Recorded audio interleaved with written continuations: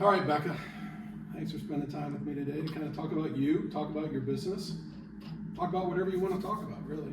Oh my gosh, that's dangerous. So, why don't you start off just with a quick introduction? Yeah, okay. So I'm Becca Lutes. I've been with Keller Williams Lake Norman for like 8 years or so. Keller Williams has a total for 9 years. I guess you would consider me a mega agent. I sell a lot of houses. I do. Yeah. And I have grown my business over time. It's a very relationship-based business. I do 70 to 80% of my business from my sphere of influence, friends, family, connections, and then the other 20 to 30% comes from agent-to-agent referrals. I have a really in-depth bench of agent partnerships around the country and able to help people anywhere they want to go. Also, in coming to Charlotte, obviously we're growing a lot here. So You've just answered all the questions I wanted to ask. Oh my gosh! But that's great because we are going to do a deeper dive into these. So why did you get into real estate? Yeah, I got into real estate. I was in corporate sales and I read The Miracle Morning by Hal Elrod. Yep. Everyone was reading it, all these girls that I knew. And so I read that and I ate it up. And one of the books that he recommends in there is Rich Dad, Poor Dad. Yep. So I read that by Kiyosaki and I was like, oh my God, this is it. I was in a partnership at the time and I brought the book to my partner and I said, we have to do this. Like, this is financial freedom, right? Like, this is how we get there. And so him and I agreed that this sounded good and we should investigate, and we began real estate investing. Love it. Yeah, and so my agent at the time was with Keller Williams, Judy Flo, and she kept telling me, Becca, you would be so good at this. And I had a corporate sales job. I was like, no, I have 401k, I have benefits, I'm good. Well, and the income was probably also helping you afford the homes. It was. You were buying. Yeah. I was making a decent living and my partner was making really good money, and so his money helped us to do the investing at the beginning. Yeah.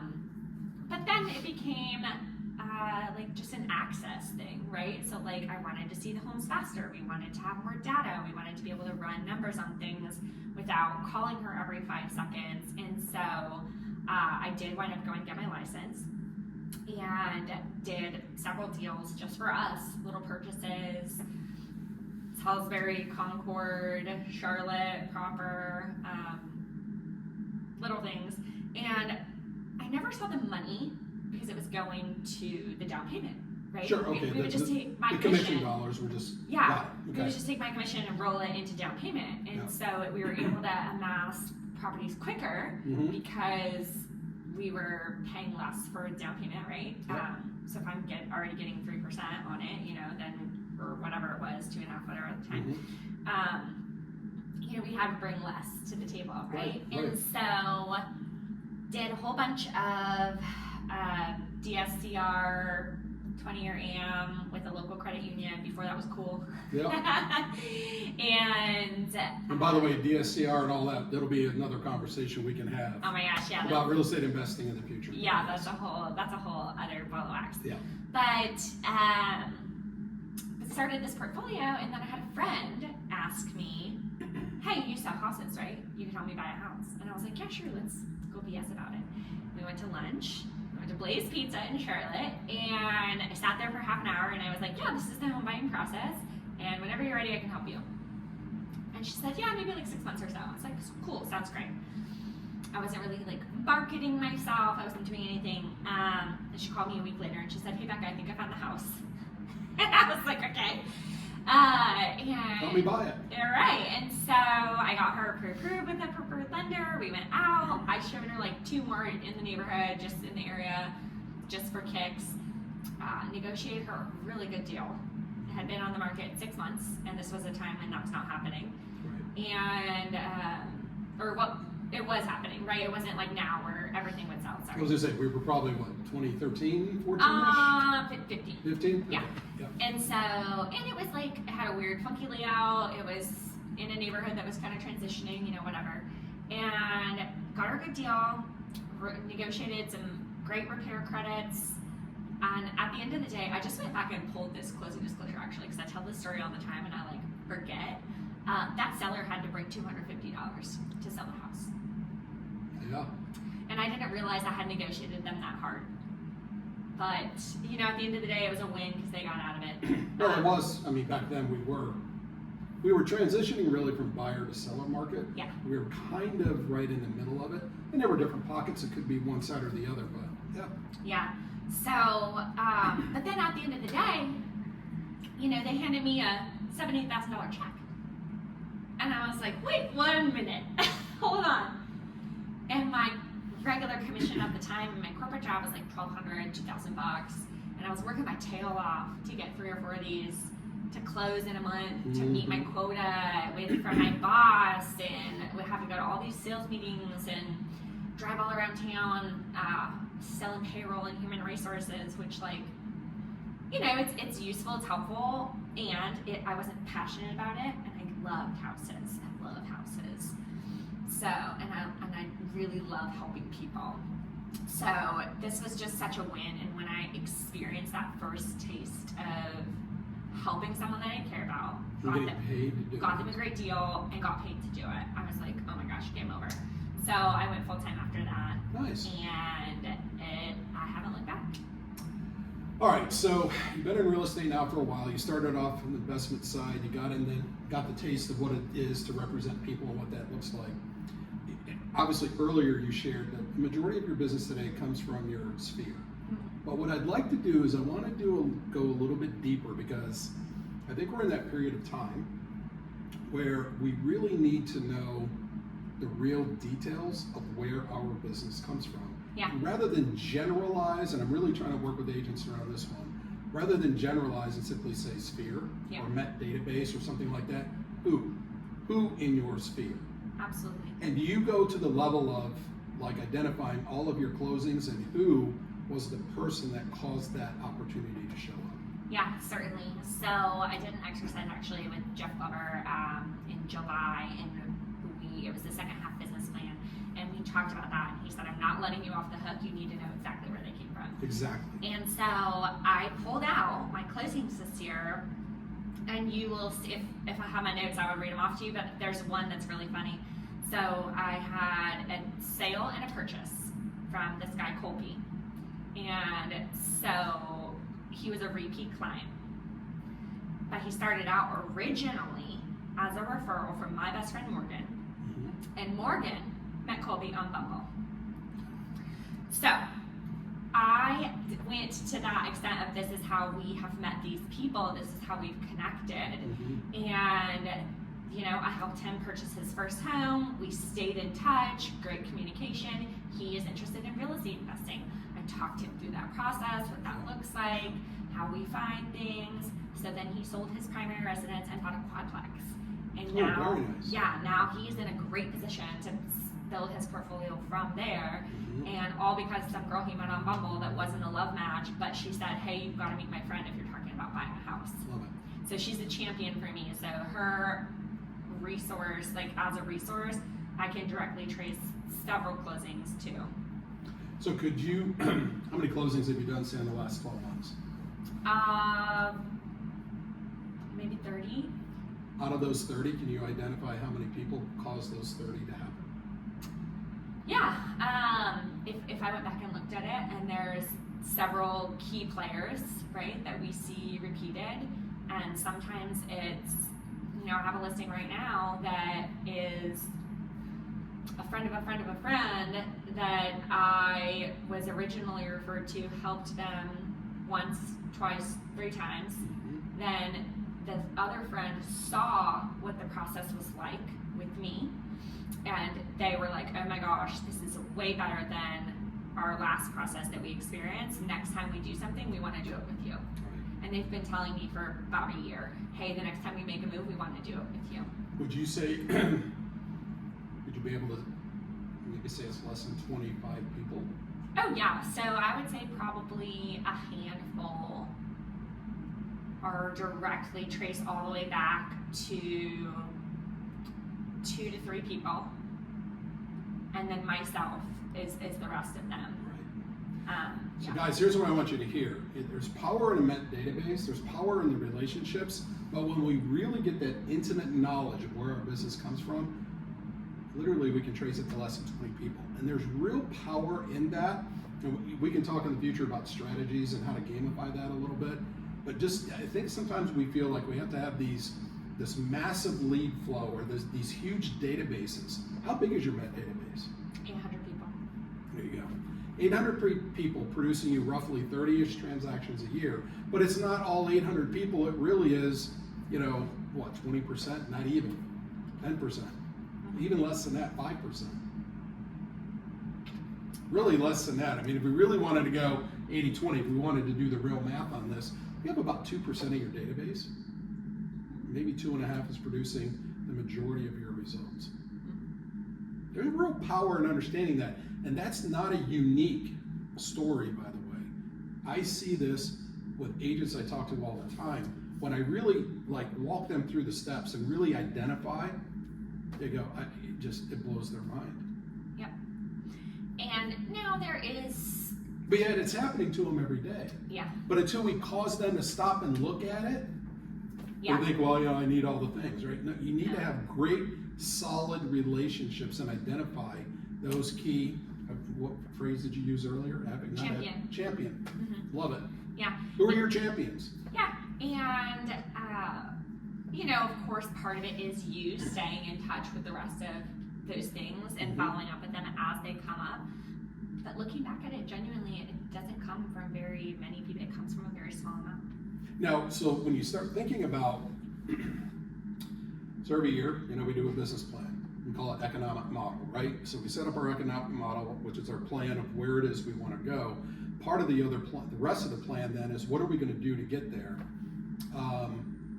What does that look like for you? I mean, do you sit there and go, well, I got to be a big chunk of my lead generation is just social with those key people that are driving it, or what does that look like? Yeah, absolutely. So I'm considering coffee, cocktails, juice, clean juice dates. I always say like a clean juice. Well, if you go on a glue, let me know, because I'm always willing to learn something. Yeah, clean juice or like Green Brothers, whatever. We do spa days with the girls, pedicures, massages, whatever. So a lot of that like one-to-one interaction, like the guys that are referring me at a high level will go out to the steakhouse, like steak and cigars, whatever. Like, I want to do something that's fun for them and that shows my appreciation. And so that's, I'm kind of like trying to make it intentional time to do something big and a little bit more grand, maybe like twice a year. Well, you're making it about them. Yeah. Right. And then, the rest of the time we're just catching up, coffee, BS, whatever. Sure. But that's a huge part of my lead generation. And then networking events, going out, getting face-to-face with people. And then doing my DTD too, staying in touch, text, social media also, like I could say at a high level I'm getting stuff from social media, but it's really just me being top of mind with my database via social media. I was going to say, Okay. It sounds more like it's the vehicle. You're telling a story about what's happening and what you're doing, and you're letting social media announce that. Yeah, absolutely. And so it's not necessarily like I'm not running ads, I'm not doing a whole bunch of like fancy stuff on it, which I have an opportunity there that I would like to tap into it because I enjoy it. It's something that's fun for me. It's something that I'm good at, right? Right now I'm using it at a very mid-level, but it's keeping me top of mind with people. So when they see me every day with my beverages, cheers, when they see me posting my quote books in my bag, you see a quote almost every day about gratitude or bravery or something positive. I'm always just there, right? And everybody knows 2 or 3 realtors, but who is always there? Who's always in your feed? Who's showing houses? Who's writing contracts? Like talking about the stuff I'm doing, just regularly being present helps keep me top of mind with the database. Love it. Because I think here's the other thing. We think about when we do lead generation, we're thinking about what we need at the moment. We don't typically think about the fact that if we're present enough and we're present consistently, and it doesn't always have to be about real estate, we're there when they need it. Right. Yeah. And that's, I think, another big disconnect that a lot of agents have. Like we got to be there when they're ready. Yes. We're ready every day. We want them to be ready. We want to be part of it when they're ready. Yeah. Which could be next week. It could be next year. Yeah. And I have that conversation constantly. I'll get on the phone with someone and we'll have a conversation and they say, well, I don't know, and it might not be now, it might be 6 months, it might be a year. That's great. But they gave you a clue. That's great. And I need to sell a house this month and next month, but I also need to sell a house next year, so I'll be here. Equally as valuable, right? I'll be here. Yeah, Yep. love that. So you talked about, Jeff Glover, and great guy, great organization that he's built. Do you have a coach? I do, actually. Okay. Yes. So we're actually going through the needs analysis process with them right now. And then I'm part of Metrics, Yep. which is a mastermind. Yep. And so Another great group. Yeah, so through that, that's more like business focused, Mhm. like high level, and peer-to-peer, like masterminding kind of a thing. And then coaching is a little bit different, right? So it's that one-on-one accountability, week in, week out, making sure that you are Doing what you're doing supposed to the do. things you're supposed to do, right? So that the consistency shows up Yeah. in the results. Yeah, exactly. Yeah, love that. Are you an avid reader? I am. So what are you reading now? Yeah, oh my gosh, what am I not reading? I have my to be read pile on the table or reread is really something to behold. So I have in the top of the funnel right now that I'm kind of working through the 7 questions, 7 powers of questions. Okay. Which is a little bit old school, but it's something that was recommended or mentioned, and I thought that sounds really interesting because I think that questions are so powerful because they help people feel seen and heard. It shows we care. Yeah, and so If they're great questions. having better conversations, I believe, stems from asking better questions. Yep. So I'm reading that right now. I'm also reading Be Your Future Self Now by Dr. Benjamin Hardy. Oh. And that is basically about, like, it's the be part of Be Do Have, right? So, like, embodying what your true future self is in this present moment, because that's the only way we get there. Love it. And I've been following Ben, God, for years. Like even before, I think he wrote his first book, he did a lot of writing, and there was a couple of different places, so I've probably been following him for close to 10 years. He's got some pretty good stuff out. All right, so about future pace, 5 years from now, who do you want to be? Where do you want to be? Oh my gosh, that's a great question. See, I'm trained in great questions. Yes. So I think 5 years from now, I would really like to see growth in my organization, right? So I've had an assistant, for the past few years, and we separated, and I'm rehiring for that role. And I really want someone that I can grow with and that wants to be in that operational seat, and they love that, right? They love details, they love systems, they love organizing things, they love supporting, right, a top producing person, because my success should be their success, and I want them to be, to build a beautiful career within something that I'm doing. Sure. And I've got tons of ideas and lots of little ancillary things, right? Maybe bringing my rental portfolio I currently have with different property management firms. So bringing that in-house. I really like the kind of MREA 2.0, like level 4, where you've got the agent, and then you've got the administrative team is just like stacked. So you've got a great EA, you've got a great marketing aspect, you've got a great showing assistant, and you guys, we can be a team and go out and serve a lot of people at a really high level, and be purposeful in that. And I think I would like to see myself continuing to travel, continuing to be an example of enjoying life and living life, because I do think that is a big part of my purpose here, is to show other people what is possible. I was taught a long time ago, we run a real estate sales business. As in any business, we should drive a profit. We should operate it in a profit basis. But it's really the profit that starts funding the things we want, right? Like the travel, and I know that about you. I know, you just don't travel. You have some unique travel experiences, right? And it's like we want to find the balance between what we do and then enjoying life, the fruits of the labor, so to speak. But one of the things I've watched about you is that you're future pacing this and the leverage around it. It's not just simply a balance of, oh, I earned a lot of money one month and now I can go to Europe. It's like, how do I consistently continue to build the business, create opportunities for people, and while that's all happening, I'm going to travel. Yeah. And you travel for work too. Yeah, and it's so funny because I call it workcation. Because I genuinely enjoy going to the stuff. I enjoy going to the conferences to learn, to grow, to make connections. I enjoy going and doing that stuff because that's a key value for me, right? Self-awareness and growth are my top two personal values. Right. So if I'm not in places and spaces and meeting with people that are going to stretch me and grow me, what am I even doing, right? You're just selling houses. Yeah, it's a mismatch on the value.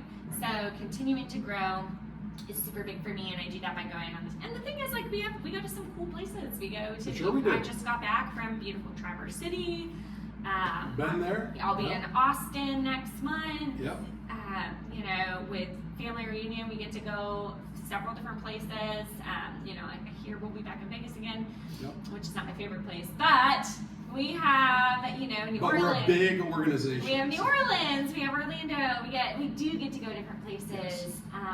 Our Young Professionals, Keller Williams Young Professionals organization, we were just in Philadelphia. Last year we were in Dallas. The year before that we were in Atlanta.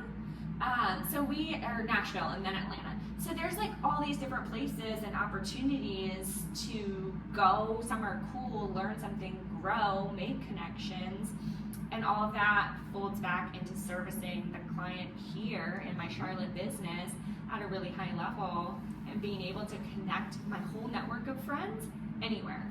Well, you said something earlier when you were talking about where your business is coming from. You mentioned your referral network. Yeah. So I'm guessing, it sounds like some of that network's been built by traveling. Oh yeah, absolutely, because I think that, I am best in person. I am best enjoyed in person, right? So, I love to sit down and just have a really good conversation with people and get to know them deeply, rather than, so obviously we get some level of connection over social media, and we can have some of those conversations virtually without meeting somebody in person. But there is just something about giving someone a big hug and shaking their hand and sitting down and having a beverage together, right? Well, I think almost 2 years ago now, you and I got together, had lunch. Yeah. And I asked you a question at lunch. And you probably remember, but you didn't give me an immediate answer. If I recall, you finally you still haven't answered the question I gave you, but what you did, you brought it back up just recently, because of my now working relationship here. Yeah. And you still haven't answered that question. What do I want to be when I grow up? Yeah, kind of. I kind of asked it again today, 5 years from now, who do you want to be, what do you want to see? You're really good at kind of vaguely answering. Yeah, so if you know anything about, which, I don't know, maybe human design, so there's a school of thought that talks about the way that people are created, right? And we're all different. Everybody's different. And I am what you would call a non-specific manifester. Ah, okay. I've heard of that. So what that means is some people are specific manifestors. They say, I want this red Corvette 1979, it's my dream car, I have to have it, and they go out and they work and they manifest and they bring that into their reality. Yeah. And I'm kind of like, yeah, I think I'd like maybe like a new white SUV, but I don't really know. Like, whatever calls to me at the time, right? Like, it could be this, it could be that, it could be the other. And by the way, pause, for everybody who's going to watch this, guess what you're going to start seeing? Either white SUVs, or you're going to see red, sports cars, and you're going to go, why? And there's a reason why. That'll be another topic for another time. But yes. Yeah, so I think that for me, the general scope of what I'm looking to do is my way of saying this is what I want, right? Because if I try to sit down and get so clear on stuff, my brain like fritzes. It's like, we don't do that. I'm not a details girly. I'm a big picture girly. Yeah, no, I get that. Yeah. Yes. But I think that. But I'm not trying to confine you No. into a thing. It's always cool to ask people though how they think. Mm-hmm. When you ask them about a future-paced question, like where do you want to be 1 year, 3 years, 5 years down the road? What do you want your business to look like? What do you want your life to look like? Yeah. And you get to really know people by how they answer the question. Oh, right. How? So thank you for bringing me some clarity around how this started from 2 years ago. Yeah. Yeah, I love that. Yeah. So I mean, in the general sense of it, I would say that that's the most important things is that I'm growing, and I have an idea of what it could look like, and that also leaves me open to possibility. Sure. Right? Because if I want to go in one direction, but then this really good opportunity comes up over here and it makes sense and it's in alignment and it's another solution to the puzzle, mm-hmm. right? Because puzzles can sometimes be solved in many different ways. Yep. Then I'm not cutting myself off to that because I've remained open. It's in my journey through life, I've had really two main careers, one in real estate, one airline. And I never intentionally set out to be in leadership in either of those. But it happened in both. Yeah. And it's amazing then when you finally agree to the path at least, it's amazing what starts showing up. Both in your own personal growth, but how you can start seeing really, how you can start impacting others. Yeah, absolutely. There's real power in that, so thank you. So final thing for me, in the future, would you be interested in helping us dive deeper into the world of real estate investing? Yeah, absolutely. And I don't know what that looks like yet for like the office. Yeah. But I know that there's a lot of people that want to know more, do more, be a part of it. Yeah. But just there's something that stops that first step from showing up. Yeah, absolutely.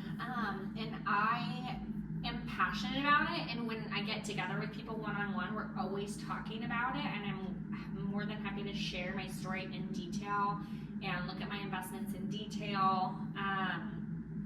I'll give you one example that's my favorite one to talk about. Sure. I have a little bitty property in Salisbury. It's a 2-bedroom, 1-bath. It's but 700 something square feet. It's in neighborhood, Mm-hmm. If you were to be classifying things like a Kiyosaki, I would say it's like a C to B neighborhood, okay. Right? Yep. And bought it for $67,000. Wow. It was turnkey, mostly. I take that back, sorry. It was updated, but it had been smoked in, so it's important, and the floors were trashed. Okay, so the kitchen was updated, the bathroom looked fine, but it needed serious love, and I think a lot of people overlooked it because number one, smell is really hard to overcome. Mm-hmm. But as an investor, you have to have vision and you have to understand, I can fix that problem. I can fix that with an ozone machine and a coat of kills. Right. And a new floor. And new flooring. And because where does most of it live? The walls and the floor. Yep. So what's that, $5,000? Yeah. Okay, on a small house, 700 square feet, remember? Right. Okay, small. So do that. Get a tenant in there. At the time, between what was invested, the debt service on the mortgage note, the property management, etc., taxes, right? Probably cash flowing $100, maybe $150 a month. Okay. Maybe. Yeah. So not a ton, right? When people look at that, they might think, oh, what's the $100 a month? Like, what's the point, right? It's cash flow positive. Yes. Now, 5 years later, maybe 6. Okay, this property is worth double, right? I could sell it today for 135 easy. Mm-hmm. It has made money the whole time. My mortgage note on it is halfway paid off. Mm-hmm. And On behalf of tenants. someone else paying it off. Yep. I didn't pay any money on it. Right. And it cash flows now $650 a month. There you go. Okay, so that time creates the margin and time creates the opportunities. Now I have equity in that property. If I wanted to go out and do something else, if I need upgrades, if I do need anything, I can take it out of equity in that property. Yep. if I want to. It cash flows a significant amount more than it did, and someone else has paid off and created that equity for me. I didn't have to do it. Right. And so it's leveraging opportunity, looking on the other side of perception, right? Buying something in a neighborhood that was iffy, buying something that other people walked away from because it was like kind of ick. It needed a really good cleaning, it Mm-hmm. needed paint, it needed floor, and accepting something that was like not making a lot of money at the very beginning, just to build the portfolio, right? And so I talked to a lot of people about that, like, hey, get in the door, buy something. What if you had 10 of those today? Oh my gosh, I mean, you're talking about $6,500 a month yeah, in cash flow, yeah, and you're talking about what, another 360,000, 400,000 in equity. yeah. And that one, among some others, is a contributing factor to how I became a net worth millionaire. Right. It's through real estate. Love it. So Yeah, we definitely want to make that a topic too. Becca, thank you. I appreciate you spending time with me, with us.